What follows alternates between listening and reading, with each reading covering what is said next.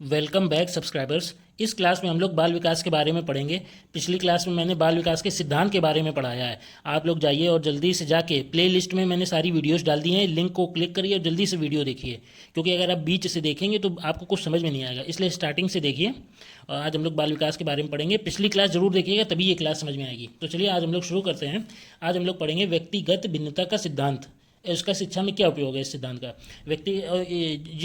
इस टॉपिक से question paper में आते हैं। देखिए, इसमें कहा गया है कि इस सिद्धांत के अनुसार कोई भी दो बालक किसी भी रूप में, चाहे वो शारीरिक हो या मानसिक, एक जैसे नहीं हो सकते।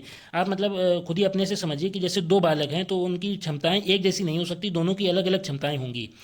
किसी की शारीरिक बनावट अलग है, किसी की दूसरे की अलग है, किसी की मानसिक क्षमता अलग है, किसी की मानसिक क्षमता अलग है। एक बालक किसी चीज़ को जल्दी समझ लेता है, उस दूसरे बालक को समझने में देर लगती है। यही सब जो है दोनों बालकों में। एक बालक जो है वो क्रिएटिव है, वो चीज़ों को जल्दी नए तरीके से डिज़ाइन करता है, नए तरीके से उसको करने का प्रयास करता है। दूसरा बालक इतनी जल्दी नहीं कर पाता है। तो यही व्यक्तिगत भिन्नता होती है कि किसी में शारीरिक भिन्नता, किसी में मानसिक भिन्नता। तो दोनों बालक में एक समान नहीं हो सकते, उनमें भिन्नता पाई जाती है। और यही क्वेश्चन आपके प्रीवियस ईयर पेपर में पूछा जाता है कि पेपर में जैसे क्वेश्चन आ गया कि जैसे दो बालक हैं, जैसे राम और श्याम हैं, तो उनमें किस प्रकार की भिन्नताएं पाई जा सकती हैं, शारीरिक या मानसिक, या शारीरिक मानसिक दोनों, या कोई नहीं। तो आपको इसी में आंसर करना है कि शारीरिक मानसिक दोनों भिन्नताएं पाई जाती हैं। और इसका अनुसार अगर जैसे दोनों बालकों में भिन्नता ये तो पाई जाती है, तो शिक्षक को किस प्रकार से शिक्षण करना चाहिए। तो शिक्षक को शिक्षण इस प्रकार से करना चाहिए कि पाठ्यक्रम में लचीलापन हो और अध्यापक की शिक्षण विधियों का अलग अलग होना। मतलब हर बालक का स्तर एक जैसा नहीं होता, बालकों के स्तर के हिसाब से उसको अपना शिक्षण करना चाहिए, शिक्षण विधियाँ बनानी चाहिए बालकों को देखते हुए, बालकों के अनुरूप। और बालकों को गृह कार्य अलग देना चाहिए। भाई गृह कार्य एक जैसा देंगे, हर बालक एक जैसा होता नहीं है, तो सबको गृह कार्य जो है अलग अलग देना चाहिए। प्रयास यही करना चाहिए कि ज़्यादा से ज़्यादा अलग दे पाएँ, उनके स्तर के अनुसार देना चाहिए। और काम कक्षा का बंटवारा करना चाहिए स्तर के हिसाब से कि होशियार बच्चे एक कक्षा में, कम होशियार अलग कक्षा में। उनको शिक्षण इस प्रकार देना चाहिए कि दोनों स्तर के बालकों को एक स्तर पर लाया जा सके। नई नई शिक्षण विधियों को अपनाना ताकि शिक्षण कार्य अच्छे से हो, शिक्षण में कोई बाधा ना हो, कोई भी बालक जो है पिछड़ा ना रह जाए। नई नई शिक्षण विधियों को अपनाना चाहिए। और देखिए, एनसीटीई यह मानता है कि 10 बच्चों पर एक अध्यापक होना चाहिए, जबकि माध्यमिक शिक्षा चयन बोर्ड प्राथमिक स्तर पर 30 बच्चों पर एक व जूनियर स्तर पर 25 पर एक शिक्षक मानता है। ये क्वेश्चन आपका पेपर में आ चुका है कि एनसीटीई 10 बच्चों पर कितने अध्यापक मानता है, तो एक अध्यापक। और माध्यमिक शिक्षा चयन बोर्ड प्राथमिक स्तर पर 30 बच्चों पर एक मानता है, जूनियर स्तर पर 25 बच्चों पर एक शिक्षक मानता है। अब देखिए, अब हम लोग ये पढ़ते हैं वृद्धि एवं विकास के मनोवैज्ञानिक सिद्धांत। ये देखिए, ये क्वेश्चन आपके आ चुके हैं, ये सारे क्वेश्चन पेपर में आए हुए हैं, बहुत इंपॉर्टेंट है। तो इसको आप जरूर याद करिएगा। जैसे किस मनोवैज्ञानिक ने कौन कौन सिद्धांत दिए, जैसे ये सब मनोवैज्ञानिक है, ये फ्रायड, पियाजे, एरिक्सन, चोमस्की, कोहलबर्ग। जब मैंने पेपर दिया था तो मुझे मेरे पेपर में चोमस्की वाला आया था कि चोमस्की का सिद्धांत कौन सा है, कोहलबर्ग का सिद्धांत कौन सा है। तो देखिए, जैसे फ्रायड ने सिद्धांत दिया मनोलैंगिक विकास सिद्धांत, पियाजे ने सिद्धांत दिया संज्ञानात्मक विकास सिद्धांत, एरिक्सन ने सिद्धांत दिया था मनोसामाजिक विकास सिद्धांत, चोमस्की ने भी सिद्धांत दिया था भाषा विकास सिद्धांत, और कोहलबर्ग ने सिद्धांत दिया था नैतिक विकास सिद्धांत।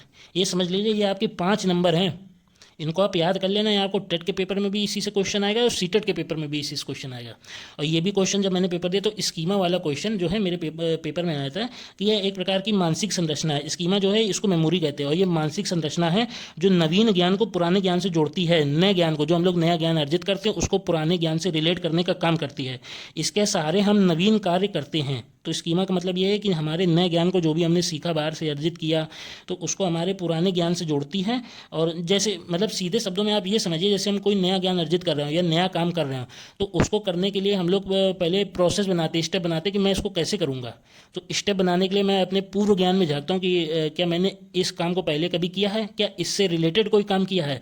तो हम लोग पिछले सोचते हैं कि यह काम कैसे होगा, क्या मैंने कभी ये किया है, इससे रिलेटेड कोई काम किया है। तो बस इसी को हम लोग स्कीमा कहते हैं कि नए ज्ञान को या नए काम को करने के लिए हम लोग उसको पूर्ववर्ती ज्ञान से जोड़ के देखते हैं कि नए काम को, ज्ञान को कैसे किया जाए, कैसे अर्जित किया जाए। यही होता है, इसके सहारे हम नवीन कार्य करते हैं। अब देखिए चोम्स्की का भाषा विकास सिद्धांत क्या कहता है।